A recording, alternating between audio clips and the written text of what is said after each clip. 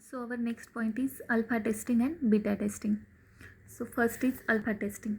Questions तुम्हाला एकतर difference between alpha testing and beta testing 4 मार्क्ससाठी और 6 मार्क्ससाठी. अदरवाईज सेपरेट असा क्वेश्चन येतो की short note on alpha testing और sometimes short note on beta testing और third question explain alpha testing और एक्सप्लेन बीटा टेस्टिंग. 4 मार्क और 6 मार्क्ससाठी कंपल्सरी क्वेश्चन असतो. Then what is alpha testing? Alpha testing means these two types of testing, alpha testing and beta testing, is the form of acceptance testing. Acceptance testing आपण already पाहिले, त्याचाच form आहेत alpha testing आणि beta testing. आता alpha testing is comes under after system testing. System testing perform केल्यानंतर generally alpha testing perform करतात. आणि beta testing comes under product development cycle. म्हणजेच एखादा प्रोडक्ट डेव्हलप झाल्यानंतर तुम्ही बीटा टेस्टिंग परफॉर्म करू शकता. So first, what is alpha testing? First point is alpha testing comes after system testing. Okay. Second point, it involve both. Both means both technique, black box and white box. Alpha testing is a combination of both testing, black box and white box. म्हणजेच black box means your external level of software is, external structure of software is tested, means just behavior of software. And white box testing means तुमचं internal सॉफ्टवेअरचं structure, code वगैरे check होणार आहे. हे दोन्ही technique कशाच्या under येतात? Alpha टेस्टिंगच्या. मग first point is alpha testing usually comes after system testing. Second point, it involve both white box testing and black box testing. Third point is the main feature of alpha testing is, see diagram. Main feature काय alpha टेस्टिंगचं? तर इथे 2 diagram आहेत, alpha testing, beta testing. एक minor difference आहे. इथे जे software आहे अल्फा टेस्टिंगमध्ये ते डेव्हलपर साईटला आहे आणि बीटा टेस्टिंगमध्ये जे सॉफ्टवेअर आहे ते कस्टमर साईटला आहे. फक्त कॉन्ट्रास्ट आहे. Again developer site, customer site आणि सॉफ्टवेअर डेव्हलपर साईडला आहे अल्फा टेस्टिंगमध्ये. Developer site, customer site. Beta टेस्टिंगमध्ये कस्टमरच्या साईटला आहे. मग डिफरन्स काय की अल्फा टेस्टिंगचं मेन फीचर काय की in alpha testing outside users are not involve while testing. म्हणजेच आउटसाईड युजर याच्यामध्ये इन्व्हॉल्व नसतात. अल्फा टेस्टिंग आउटसाईड युजर म्हणजेच काय की सपोज एखादं सॉफ्टवेअर डिझाईन करायची एक टीम असेल, डेव्हलपरपासून तर अप टू कस्टमरपर्यंत. सपोज एक सॉफ्टवेअर डेव्हलप करण्यासाठी 50 पर्सनची टीम अलोकेट केली असेल तर अल्फा टेस्टिंग त्या 50 लोकांमध्येच परफॉर्म होणार आहे. 50च्या आउटसाईड जे काही लोक असतील त्यांच्यामध्ये परफॉर्म होणार नाही आहे. मीन्स काय की outside user are not involve while testing alpha टेस्टिंगमध्ये. सेकंड मेन पॉईंट आहे फीचर की याच्यामध्ये बोथ टेक्निक यूज केले जातात, black box as well as white box. आणि थर्ड आहे याच्यामध्ये डेव्हलपर आर इन्व्हॉल्व. डेव्हलपर का इन्व्हॉल्व आहे? कारण जे तुमचं सॉफ्टवेअर आहे ते डेव्हलपर साईटला आहे. तुम्ही जे काय टेस्टिंग परफॉर्म करताय अल्फामध्ये ते तुमच्या विदिन अन ऑर्गनायझेशनच होते, त्याच्या बाहेर जात नाही आहे. आणि तुमचं जे सॉफ्टवेअर आहे ते डेव्हलपर साईडला आहे. सो याच्यामध्ये मेन रोल कोण प्ले करणार आहे? Obviously developer. मग डेव्हलपर का प्ले करणार आहे की सपोज एखादं सॉफ्टवेअर अल्फा टेस्टिंगमध्ये सॉफ्टवेअर टेस्ट होताना सपोज काही एरर्स फाइंड आउट झाले तर ते एरर युजर काय करणार आहे? अगेन डेव्हलपरला सेंड करणार आहे. डेव्हलपर ते एरर सॉल्व करणार आहे. So developer plays main role in alpha testing. First point होता alpha testing means comes after system testing. It involve both technique, black box as well as white box. Third point होता की डेव्हलपरच्या साईटला असतं याच्यामध्ये software, म्हणजे developer main role play करते कारण याच्यामध्ये आउटसाईड युजर इन्व्हॉल्व नाही आहे. जी काही टीम असेल अंडर त्या टीममध्येच तुमचं टेस्टिंग परफॉर्म होणार आहे. आणि टेस्टिंग परफॉर्म झाल्यानंतर जो काही रिपोर्ट असेल टेस्टिंगचा तो युजर कोणाला सेंड करणार आहे? डेव्हलपरला. म्हणजे डेव्हलपर जे काही इश्यू फाइंड आउट झाले असतील ते सॉल्व करणार आहे. मेन फक्त त्याच्यात लक्षात ठेवायचं की outside user are not involve. म्हणजे विदिन अन ऑर्गनायझेशन तुमचं टेस्टिंग परफॉर्म होतं आहे अल्फामध्ये. आणि बीटा टेस्टिंगमध्ये काय होतं? Beta testing comes under product development cycle. म्हणजेच काय की एखादं सॉफ्टवेअर जर डेव्हलप झाल्यानंतर तुम्ही लगेच त्याच्यावर एक डिझाईन व्ह्यू जरी झाला कंप्लीट तर तुम्ही त्याच्यावर बीटा टेस्टिंग परफॉर्म करू शकता. व्हाय? बिकॉज बीटा टेस्टिंगमध्ये ब्लॅक बॉक्स टेक्निक यूज केलं आहे. ब्लॅक बॉक्स म्हणजे तुमचं फक्त एक्सटर्नल लेवल, फक्त सिस्टीमचं बिहेवियर, कोडिंग वगैरे चेक होणार नाही आहे. मग सेम याच्यामध्ये पूर्ण सॉफ्टवेअर डेव्हलप करायची गरज नाही आहे. फक्त एक ओव्हरव्ह्यू जरी सॉफ्टवेअरचा डेव्हलप झाला आउटसाईड तरी तुम्ही तो याच्यामध्ये टेस्ट करू शकता.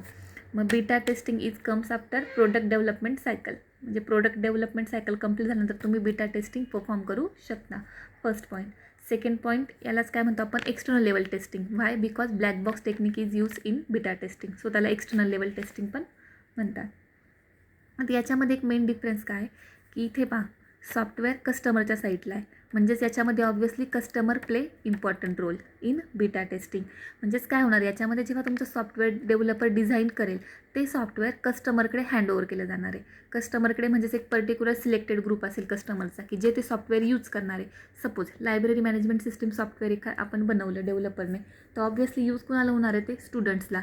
मग ते सॉफ्टवेअर डिझाईन झाल्यानंतर टेस्टिंगसाठी ते कुणाकडे पाठवणार आहे, नंबर ऑफ स्टुडंटकडे. त्यामध्ये पण स्टुडंट्स सिलेक्ट केले असणार आहेत.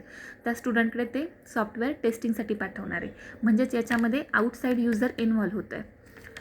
अल्फामध्ये आउटसाईड युजर इन्व्हॉल्व नव्हता, सगळं रोल डेव्हलपर प्ले करायचा. याच्यामध्ये कस्टमर प्ले करतो आहे. डेव्हलपरने सॉफ्टवेअर बनवल्यानंतर डेव्हलपर ते सॉफ्टवेअर कस्टमरकडे हँडओव्हर करतो आहे. कस्टमरकच हँडओव्हर करायचं म्हणजेच काय की पर्टिक्युलर सिलेक्टेड ग्रुप असेल, जे XYZ सॉफ्टवेअर असेल त्याचं यूजचं, ते त्या ग्रुपकडे जाणार आहे आणि तो ग्रुप त्याच्यावर काय करणार आहे, टेस्टिंग परफॉर्म करणार आहे. मग त्याच्यावर त्या ग्रुपने टेस्टिंग परफॉर्म करायचं. सपोज मी लायब्ररी मॅनेजमेंट सिस्टीमचं सॉफ्टवेअर बनवलं, तर ऑब्व्हियसली मी ते हँडओव्हर कुणाकडे करणार आहे, स्टुडंट्सकडे. मग स्टुडंट काय करणार आहे की ते चेक करणार आहे. त्या पण मध्ये मी सगळ्या स्टुडंटकडे सेंड नाही करणार. त्याच्यामध्ये पण ऑब्व्हियसली मी सिलेक्ट करणार आहे ग्रुप ऑफ पीपल्स. त्या ग्रुप ऑफ पीपल्सकडे ते पर्टिक्युलर सॉफ्टवेअर मी सेंड करणार. मग ते ग्रुप ऑफ पीपल्स काय डिसाईड करणार आहे की हे सॉफ्टवेअर मार्केटमध्ये लॉन्च करायला किंवा सगळ्या स्टुडंटमध्ये सर्क्युलेट करायला रेडी आहे की नाही. म्हणजे ते पर्टिक्युलर सॉफ्टवेअर रिलीज करायला रेडी आहे की नाही ते चेक होणार आहे तुमच्या बीटा टेस्टिंगमध्ये. म्हणजे याच्यामध्ये outside user is nothing but customer काय करणार आहे, इम्पॉर्टंट रोल प्ले करणार आहे.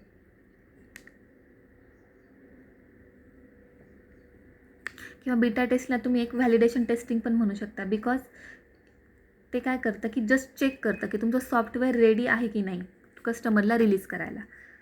तुमचं सॉफ्टवेअर मार्केटमध्ये लॉन्च करायला किंवा कस्टमरकडे रिलीज करायला रेडी आहे की नाही हे चेक करायचं इज नथिंग बट व्हॅलिडेशन. मग त्यालाच काय म्हणायचं, बीटा टेस्टिंग. आणि याच्यामध्ये तुम्ही तुमच्या बीटा टेस्टिंगमध्ये मेन कुठले एरर फाइंड आउट होतात की कॉन्फिगरेशन एरर असतील किंवा एखादं कॉम्पॅटॅबिलिटी असेल सिस्टीमची, ब्राउझरची, ती ह्या बीटा टेस्टिंगमध्ये जनरली इझिली फाइंड आउट होते. म्हणजे beta testing can be a good way to find compatibility and configuration bug, कारण याच्यामध्ये एक्सटर्नल लेवल चेक होते. सो आणि बीटा टेस्टिंगलाच काय म्हणतात, एक live testing beta testing is also called as live testing. Live का म्हणायचं आहे, कारण हे तुम्ही जे सॉफ्टवेअर डिझाईन केले ते तुम्ही कस्टमरकडे हँडओव्हर करताय. म्हणजे असं एका एन्व्हायरमेंटमध्ये तुम्ही ते सेंड करताय की ज्याच्यामध्ये कुणाचा कंट्रोल नाही आहे. म्हणजेच की beta testing is a live testing because it's conducted is an environment where which is not control by developer. की ते एन्व्हायरमेंट डेव्हलपरने कंट्रोल केलेलं नाही आहे, आउटसाईड तुम्ही ते यूज करताय. So it is called as live testing. Instead of alpha टेस्टिंगमध्ये तुम्ही जे काही टेस्टिंग परफॉर्म करत होता ते आउटसाईड युजर त्याच्यामध्ये इन्व्हॉल्व नव्हता, म्हणजे डेव्हलपरच्या अंडर करत होते. विदिन अन ऑर्गनायझेशन तुम्ही टेस्टिंग परफॉर्म करू शकत होते. आणि ब्लॅक बॉक्समध्ये तुम्ही within an organisation testing perform करत नाही आहे, तुम्ही एका एन्व्हायरमेंटमध्ये करताय की असं एन्व्हायरमेंट की जे डेव्हलपरने कंट्रोल केलेलं नाही आहे. सो त्याला काय म्हणायचं, लाईव्ह टेस्टिंग. त्याच्यानंतर आहे आता difference. What is difference between alpha testing and beta testing for 6 marks और 4 मार्क्स. डिफरन्स पाहूया. डिफरन्स इझी आहे. Alpha testing first is perform by tester who are usually internal employee of organisation, कारण याच्यामध्ये outside user नाही आहे, particular टीमकडनंच होतं आहे. Beta टेस्टिंगमध्ये आउटसाईड युजर असणार आहे. हे डेव्हलपर साईडला होतं, बीटा कस्टमर साईडला होतं. याच्यामध्ये रिलायबिलिटी सिक्युरिटी चेक नाही केली जात, याच्यामध्ये चेक केली जाते. अल्फा टेस्टिंगमध्ये व्हाईट बॉक्स आणि ब्लॅक बॉक्स बोथ टेक्निक असतात, बीटामध्ये ओन्ली ब्लॅक बॉक्स टेक्निक असतं. नंतर अल्फा टेस्टिंगसाठी एक लॅब एन्व्हायरमेंटची गरज असते, म्हणजे विदिन अन ऑर्गनायझेशन होतं आहे, त्यामुळे एक फिक्स एन्व्हायरमेंट लागेल. याच्यासाठी कुठल्याही एन्व्हायरमेंटची गरज नाही, कारण हे आउटसाईड परफॉर्म होतं आहे. याच्यामध्ये long execution cycle may be required. याच्यामध्ये टेस्टिंगला जो वेळ लागणार आहे तो जास्त लागणार आहे. याच्यामध्ये विदिन ओन्ली फ्यू वीकमध्ये तुमचं टेस्टिंग कंप्लीट होऊ शकतं. अल्फा टेस्टिंगमध्ये क्वालिटी चेक केली जाते कस्टमरकडे मूव्ह करायच्या आधी. याच्यामध्ये आपण डिरेक्टली कस्टमरचे इन्व्हॉल्वमेंट घेतो, त्यामुळे याच्यामध्ये क्वालिटीला इश्यू येऊ शकतो जरी ते कस्टमरकडे डेव्हलप झालं तरी. आता याच्यामध्ये